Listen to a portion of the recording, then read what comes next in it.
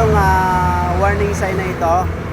At nakikita nyo naman itong miscellaneous sign na ito, no?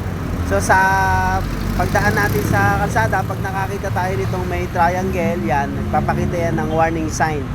So nandun tayo sa mga area na paparating na sa pedestrian lane. Pag nakita nyo naman itong miscellaneous sign na ito, yung bilog, ibig sabihin nandun na mismo kayo sa pedestrian lane. Makakakita kayo ng warning sign, ibig sabihin dun sa area na yon, papalapit na kayo sa may pedestrian lane.